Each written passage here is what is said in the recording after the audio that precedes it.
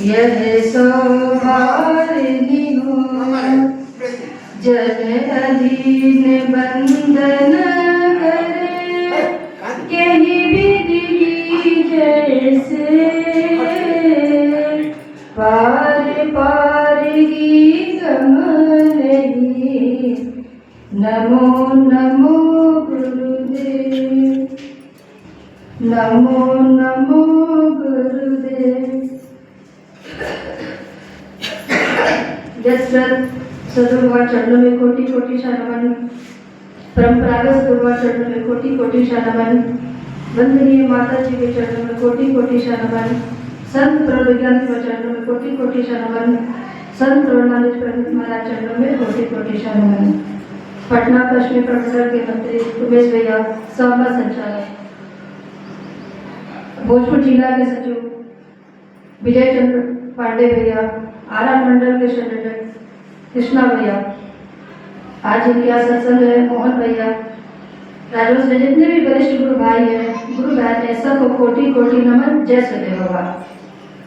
बहुत ही पावन क्षण है कि आज हम लोग को यह सत्संग प्राप्त हो रहा है। व्यंगा व्यंग में आने में ही तो खासियत है, हम लोग को सत्संग मिलता है और यहाँ अच्छी अच्छी बातें सीखने को मिलती है। भजन तो सुनते ही हैं, लेकिन साथ साथ जो हम लोग भावों को जानते हैं उससे हमारे जीवन में परिवर्तन होता है। अगर हम एक दूसरे के भावों को, एक दूसरे के अनुभवों को ना जाने तो मेरे जीवन में परिवर्तन होने वाला नहीं है। स्वामी जी ने सवेद में लिखा है, तीन लोक की संपदा आए बसे घर माही, तब मन शीतल नहीं और मिलन मन माही। हमारे पास सब कुछ पर्याप्त रहता है, लेकिन फिर भी क्या है, मेरी इच्छाएं खत्म नहीं होती है और ये और जो है वो खत्म नहीं होता। जीवन में उसमें भी सोचते बस और हम जी लेते हैं, अगर किसी की मृत्यु को समझ में आए प्रार्थना करने लगता है कि थोड़ा सा हम और जी लेते हैं। धन भी है तो सोचते थोड़ा धन मेरे पास और रहता, ये और जो है ये खत्म नहीं होता है हम लोगों के बीच से। यही तो है हमारे जीवन को जगह दिन गति नष्ट कर रहा है। मैं एक छोटा सा प्रसंग सुनाती हूँ। एक गुरु थे, उनके शिष्य था।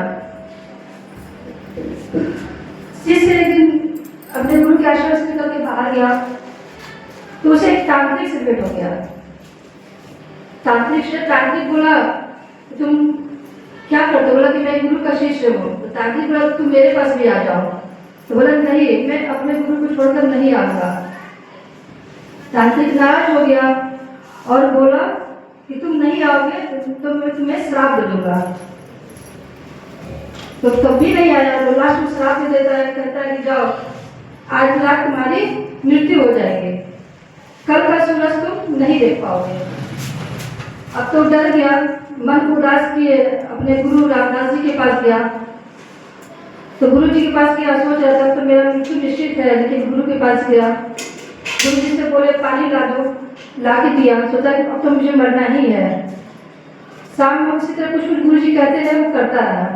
शाम में तो गुरु जी बोले क्या बात है राम, तुम क्यों इतना उदास हो? तो बोले रहा कि मुझे एक तांत्रिक ने बोला है कि आज कल का सूरज तुम नहीं देख पाओगे। तब गुरु जी कहे अच्छा ये बात है, अच्छा ठीक है, उतना ध्यान लगे कुछ मतलब सुना कर कहा कि ठीक है तुम ऐसा करना, जब रात को मैं सोऊंगा तो मेरे पैर को दबाना और उसे छोड़ना मत। क्या बोला था?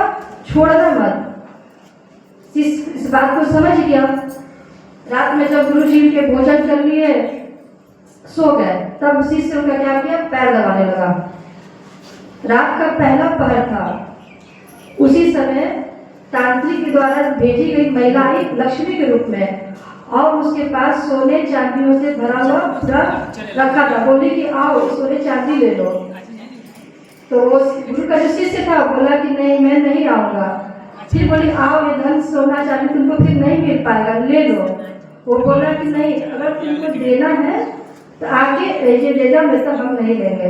वो बार बार कहते गई, ना करते गया, नहीं उठाना। तब तांत्रिक को लगा कि मेरा पहला जो है भेजा हुआ चीज मेरा बर्बाद हो गया, नहीं कर पाया। दूसरी बात उसको माँ को भेजा और माँ उसको बोली बेटा, दरवाजे पे जा बोली बेटा आओ हम तुमसे मिलने आए हैं। तो बोलता कि ना हम नहीं आएंगे मिलने, तुमको आना तुम मेरे पास आओ। माँ कितना बुलाती मुस्कुराती कि आओ मेरे पास आ जाओ। वो बोलता है कि नहीं मैं नहीं आऊँगा, आना तो तुम ही आओ, हम नहीं आएंगे। गुरु जी का चरण दबाते रहता है। दूसरी बार भी तांत्रिक जो माँ के रूप में भेजा था, फिर उसका सोचा वो पूरा नहीं हो पाया। तीसरी बार क्या हुआ, काल को भेजा, पूरा काला वेशभूषा में आता है, कहता अब तो मैं काल हूँ, तुम चलो मेरे साथ। बोला कि नहीं काल हो तो भी नहीं जाएंगे, आना तो मेरे पास आओ, अगर मेरी मृत्यु निश्चित है तो तुम आके मेरे पास यहीं से जाओ, मैं नहीं उठ के आऊँगा। तीसरी बार भी तांत्रिक का जो क्रिया था वो फेल हो गया, नहीं कर पाया।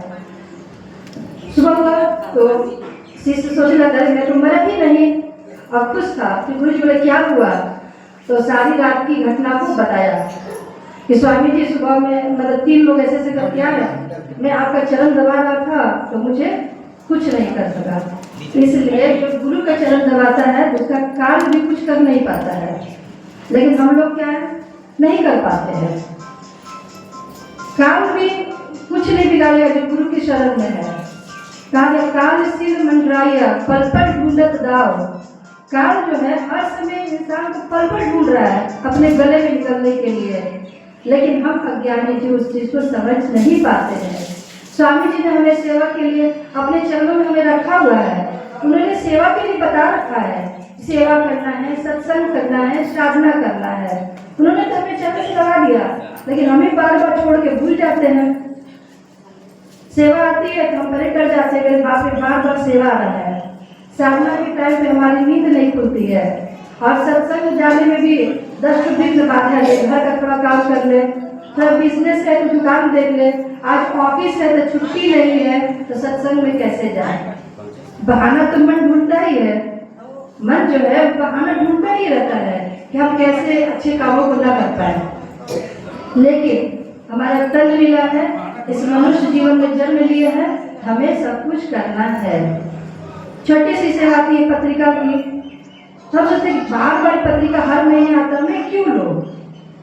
पहले के लोग जब माँ के घर से चिट्ठी आता था, चाहे कई चिट्ठी तो लोग उसको दौड़ के रहता था, चिट्ठी आया ले लो।